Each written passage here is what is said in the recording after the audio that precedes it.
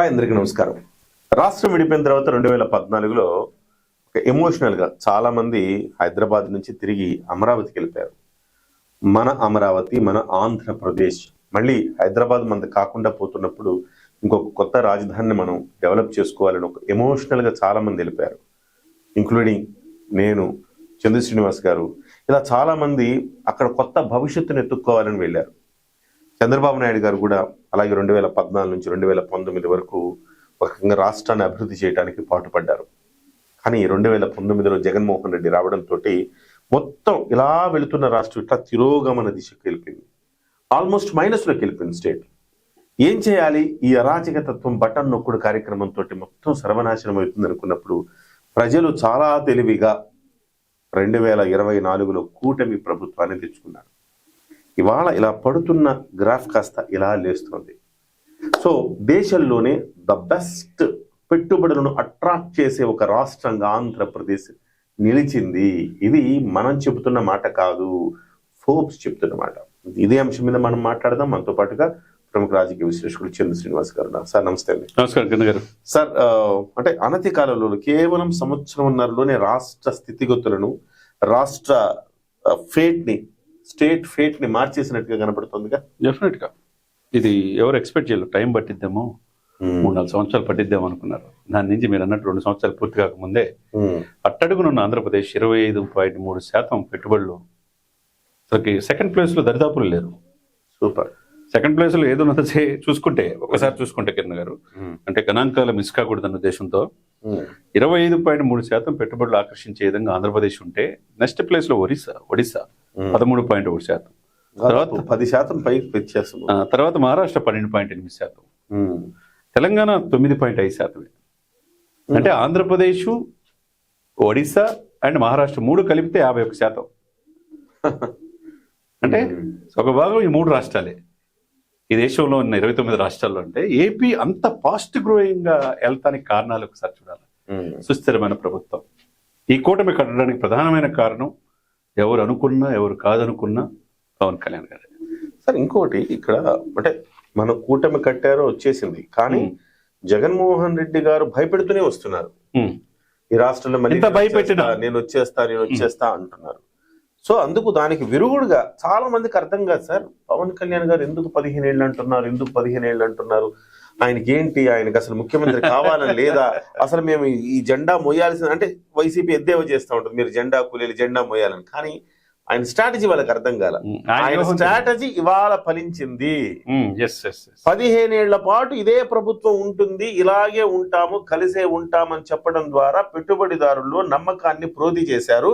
తద్వారా ఇవాళ దేశంలోనే నెంబర్ 1 పెట్టుబడులు ఈ ఆంధ్రప్రదేశ్కి రావటం అనేది జరిగింది. అంతేనా సార్? అంతే కదా సార్, మీరు చెప్పింది 100% కరెక్ట్. ఒకటి సార్, జల్ జీవన్ మిషన్ లో ఆగిపోయిన ప్రాజెక్ట్ తీసుకొచ్చి ఈరోజు ఉభయ గోదావరి జిల్లాలకి 88 లక్షల మందికి మంచి తీరుస్తున్నాడు.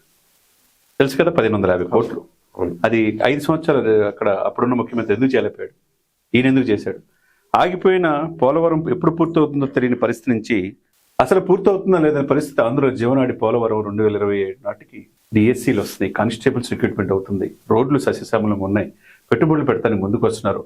ఈ పెట్టుబడులు చూస్తూ ఉంటే, పెట్టుబడులు పెడతానికి వచ్చిన వాళ్ళని అడ్డం వస్తే మాత్రం తొక్కి నారదీస్తా మోకాల మీద కూర్చోబెడతారని ఒక ఏదైతే భరోసా అయితే పవన్ కళ్యాణ్ గారు ఇచ్చారు. కాబట్టి ఇది మీరు చెప్పినట్టు మనం చెప్పింది కాదు, ఫోర్బ్స్ ఇండియా చెప్పిన మాట.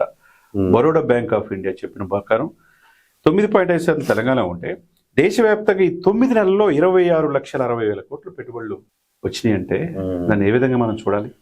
కట్ చేస్తే అనుకూలమైన పరిస్థితులు ఏంటంటే, ఈ ప్రభుత్వం ఉంటుందనే నమ్మకం ప్రజల్లో కలగటం, పర్మిషన్స్ వెంటనే రావటం, లోకేష్ గారు ఎప్పుడు చెప్పిన స్పీడ్ ఆన్ బిజినెస్, ఇంత ప్రగతి ఆంధ్రప్రదేశ్ రావడానికి కారణం ఏంటంటే 4 దశాబ్దాల అనుభవం చంద్రబాబు నాయుడు గారిని మనం విజనరీ లీడర్, నెంబర్ 1 బ్రాండింగ్, రాష్ట్రానికి నెంబర్ 1 బ్రాండింగ్ ఆయనే. 2 మోదీ గారు ఆశీస్సులు ఉన్నాయి, ఈయన పవన్ గారు తుఫాన్ అంటున్నాడు.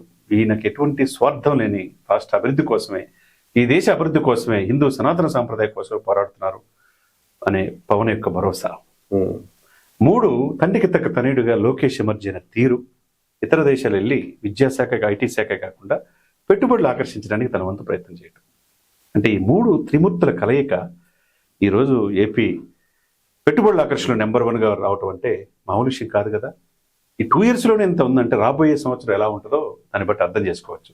టూరిజం డెవలప్మెంట్, గుజరాత్ తర్వాత తీర ప్రాంతం 974 కిలోమీటర్లు ఉంటే మొత్తం పోర్టులు వస్తున్నాయి. టూరిజం డెవలప్మెంట్, అక్కడే గోదావరి ప్రాజెక్ట్స్ వచ్చేస్తున్నాయి. కొబ్బరి చెట్లు కూడా చూశారు కదా, మొన్న కూడా డ్రైన్ సిస్టమ్ని ఇచ్చేసేసి దానికి నిధులు కూడా 34 కోట్లు కేటాయించడం కావచ్చు. ఇవన్నీ ఏంటంటే చేయాలని తపలు ఉండాలి సార్. ఇంధన రంగంలో ఈ దేశంలో ఏ రాష్ట్రం లేని పెట్టుబడులు ఇంధన రంగంలో ఆంధ్రప్రదేశ్కి వస్తున్నాయి. అది ముఖ్యంగా రాయలసీమలో వస్తున్నాయి. తర్వాత ఆర్టిఫిషియల్ ఇంటెలిజెన్స్ మనకు తెలుసు, 1,00,000 కోట్లు పెట్టుబడి గూగుల్ డేటా సెంటర్ విశాఖపట్నంలో రావటం. తర్వాత కోస్తాలో, విజయవాడ పరిసర ప్రాంతాల్లో, గుంటూరులో అన్నీ ఉన్నాయి సార్. దీన్ని ఛానలైజ్ చేసి ముందుకు తీసుకెళ్లి ఒక అద్భుతమైన రాజధానికి అమరావతిగా తీర్చిదిద్దటంలో ఈ ముగ్గురు చొరవ వల్లే ఈ రోజున ఫోర్బ్స్ ఇండియా జాబితాలో ఫస్ట్ ప్లేస్ ఆంధ్రప్రదేశ్ రావడానికి కారణం అనేది మనకు స్పష్టంగా సార్. అంటే ఇక్కడ ప్రభుత్వాలు ప్రతి 5 ఏళ్లకు ఒకసారి మారిపోతే విజన్ అనేది దెబ్బతింటుంది సార్. నిజం చెప్పాలంటే అమరావతి ఈ పాటికి కంప్లీట్ అయిపోయి ఫలాలు కూడా ఇచ్చే అవకాశం ఉండేది. కానీ ఇవాళ అందరూ అమరావతిని నమ్ముకొని, ఆంధ్రప్రదేశ్ నమ్ముకొని వెళ్ళిన వాళ్ళందరూ జగన్మోహన్ రెడ్డి వచ్చాక, including me and you, Hyderabad రావాల్సి వచ్చింది. సో నేనేమంటున్నానంటే సార్, ఇక్కడ ఖచ్చితంగా ఒక అభివృద్ధి కారక ప్రభుత్వం ఉంటే, నమ్మకం ఉంటే పెట్టుబడులు ఈజీగా వస్తాయి. ఈ ముగ్గురు త్రిమూర్తుల్లాగా ఈ రాష్ట్రాన్ని ముందుకు లాక్కెళ్తున్నారు. ఈ త్రిమూర్తులు మరో 15 ఏళ్ల పాటు ఉండాల్సిన అవసరం ఉంది. ఒకవేళ అలా ఉంటే దేశంలో నెంబర్ 1 స్టేట్ ఆంధ్రప్రదేశ్ రూపాంతరం చెందే స్పష్టంగా. దేశంలో పెట్టుబడులు 4వ వంతు ఏపీకి వచ్చినాయి అంటే ఈ ముగ్గురికి ఒకటే మేము ఒకటే మాట ఒకటే బాట అనే నినాదం, 15 సంవత్సరాలు ఉంటామనే నమ్మకం, దీని తోడు మోదీ గారు ఆశీస్సులు, ఇవన్నీ కూడా ఏపీకి కలిసి వచ్చే అవకాశం ఉంది. ఇంకా మిరాకిల్స్ రాబోయే ఈ కొత్త సంవత్సరంలో చూసే అవకాశం. Thank you sir, thank you very much sir. So రాష్ట్ర అభివృద్ధి జరగాలంటే వీళ్ళు ఉండాల్సిందే. పవన్ కళ్యాణ్ గారు చెప్పింది 100% వాస్తవం. రాబోయే 15 ఏళ్ల పాటు వీళ్ళు ఉండాల్సిందే. ఉండాలన్నప్పుడు జన సైనికులు కూడా అర్థం చేసుకోవాల్సింది ఏంటంటే, రాబోయే రోజుల్లో ఏదైనా జరగచ్చు. సో వారసులుగా అటు చంద్రబాబు గారు వీళ్ళిద్దరిని ప్రొజెక్ట్ చేసే అవకాశం స్పష్టంగా కనబడుతుంది. సో అధికారం ఇద్దరు పంచుకునే అవకాశం ఉంది, ముఖ్యమంత్రి పీఠాలను కూడా పంచుకునే అవకాశం ఉంది. కాబట్టి వాటిని అనవసరంగా ఆలోచించుకొని, వాటిని ఫోకస్ చేసుకొని వేస్ట్గా అంటే మరొకరికి అవకాశం ఇవ్వకుండా వైజ్గా ఆంధ్రప్రదేశ్ ప్రజలు ఉండాల్సిన అవసరం ఉంది.